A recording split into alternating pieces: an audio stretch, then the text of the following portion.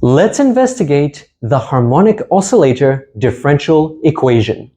This is a second-order ordinary differential equation. We're going to see how it emerges from the description of a mass on a spring. We're going to use Newtonian mechanics to describe this system. Let's begin by writing down Newton's second law of motion. So that is F equals ma. The force on a particle is equal to the mass of the particle times the acceleration experienced by the particle. And specifically, we're going to be talking about a point mass that is attached by some spring. And that spring is described by Hooke's law. So we can also say that this is equivalent to minus kx. So x is the displacement. We're talking about a one-dimensional problem over here. And this entire system is one-dimensional. So that means there's only one axis where this particle can move along. And this k over here comes from the physical properties of the spring. It is the spring constant. So this over here comes from Hooke's law, and this comes from Newton's second law of motion.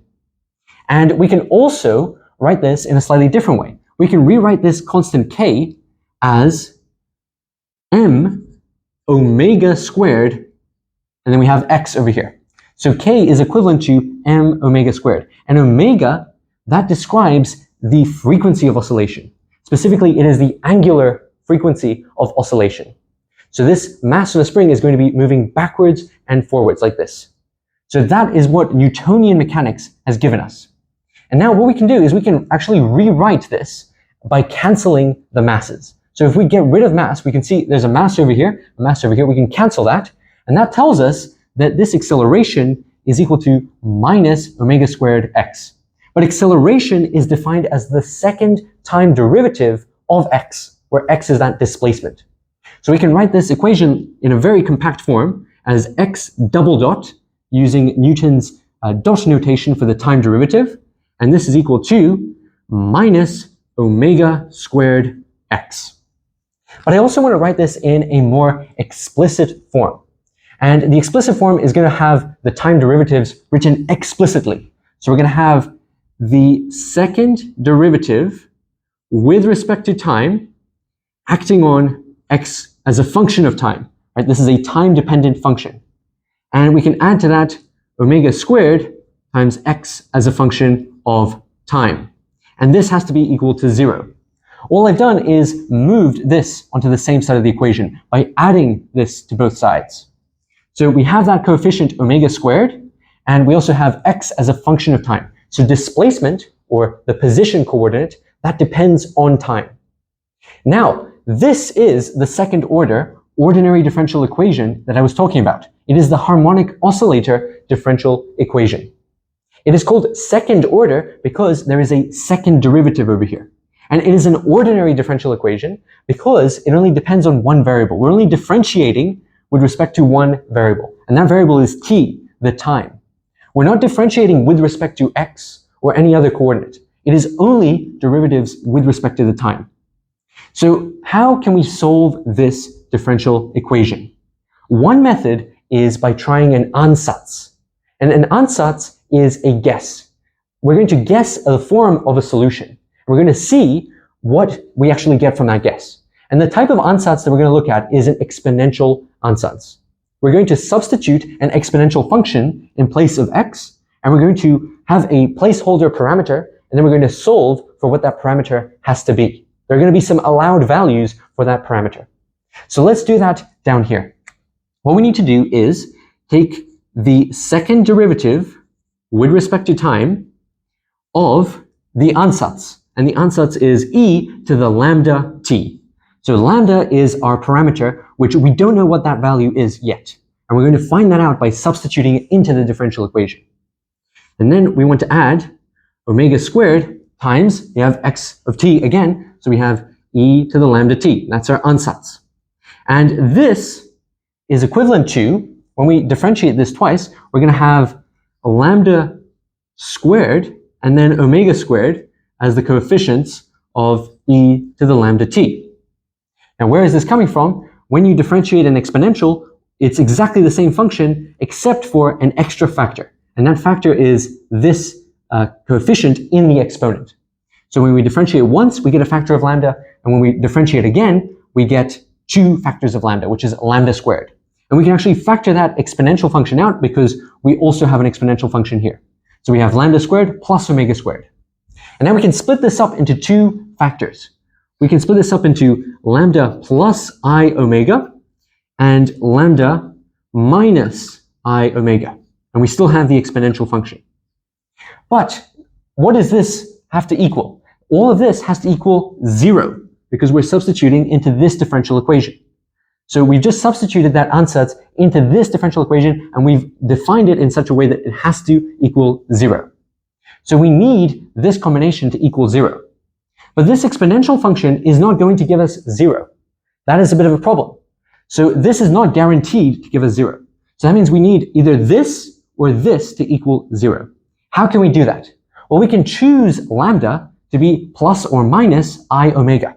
And I'll write that over here. Those are the 2 possible values of lambda. We have lambda can be equal to plus or minus I omega.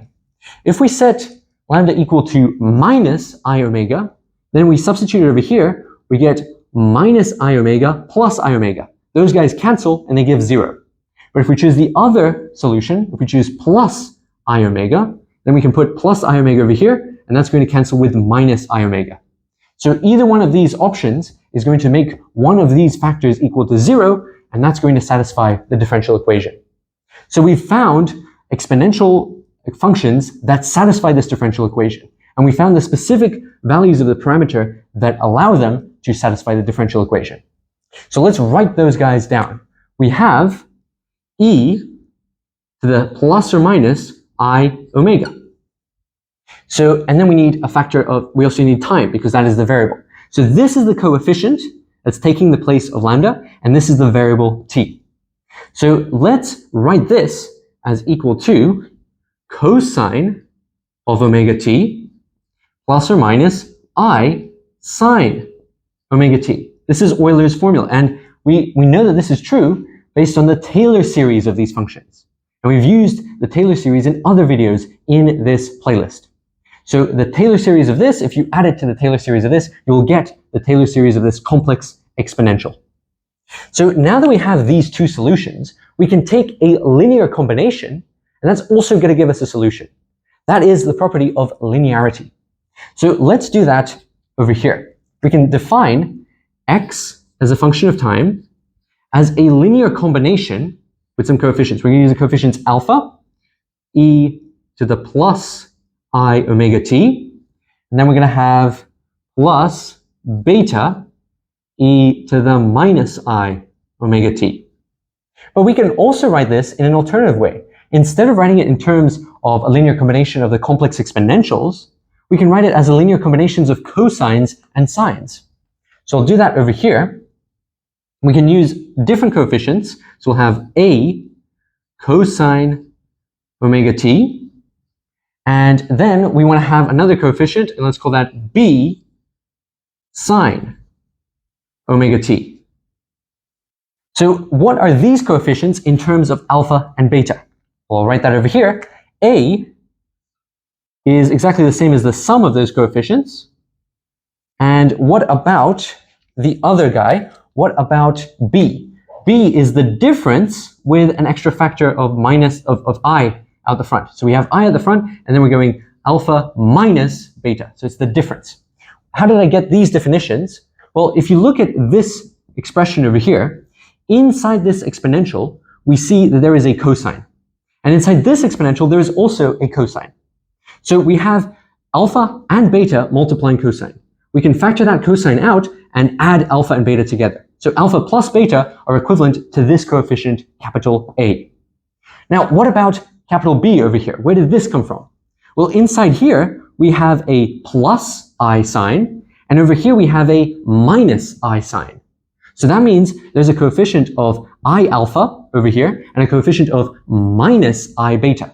We can factor that I out the front, and then we just have the difference of alpha and beta. We have alpha minus beta. So this is a way of converting between these exponentials and these trigonometric functions. It is just like changing the basis. We're changing the basis vectors in which we're expressing a quantity. And you can actually think of these guys as vectors. So you can think of functions as vectors. And it's very, very similar to the procedure that we would do if we change the basis from one coordinate system to another coordinate system. So this is x of t. Let's take some derivatives of this and see if it actually satisfies the differential equation. So let's do that underneath. First of all, let's find the velocity. The velocity is x dot. So x dot of t.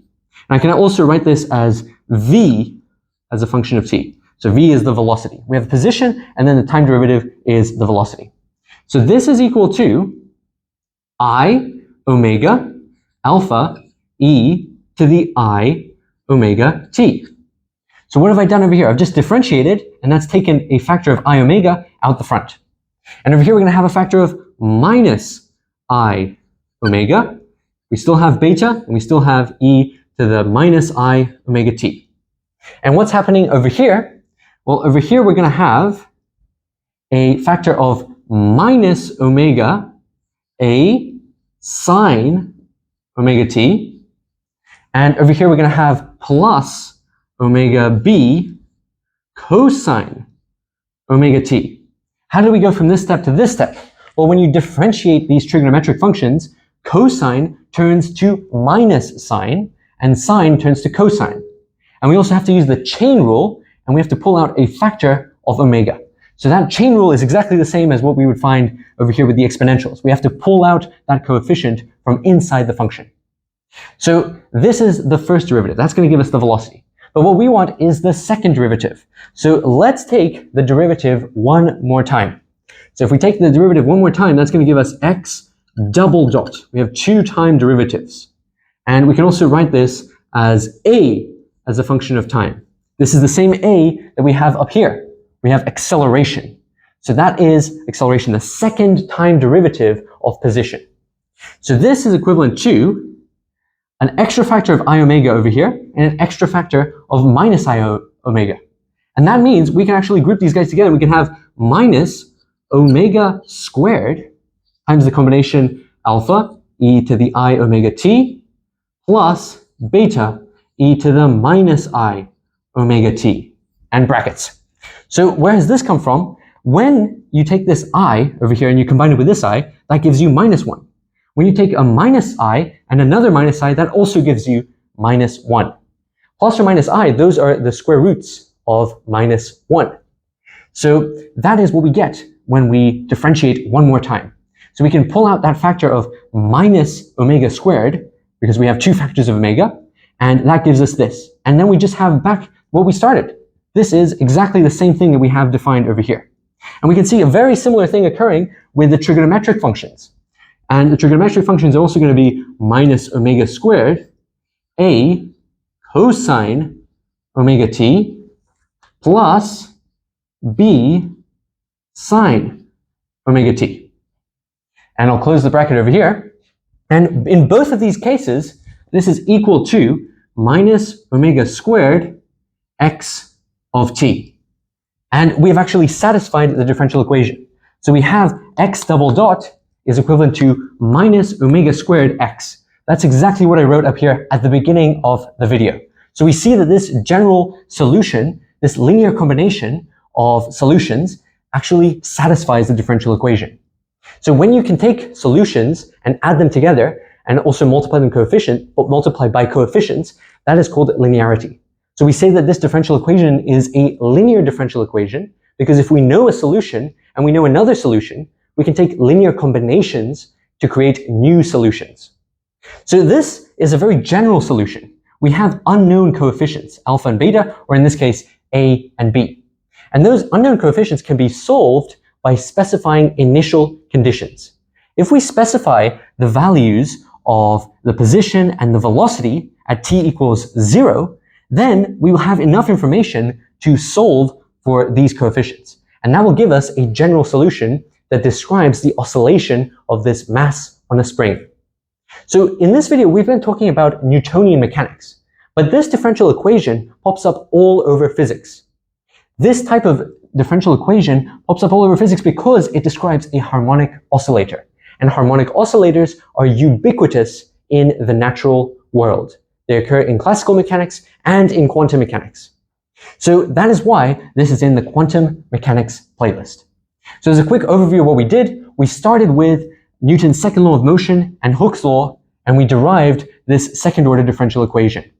Then we used the exponential ansatz to find possible solutions. So we found two possible solutions which had this form, e to the plus or minus I omega t.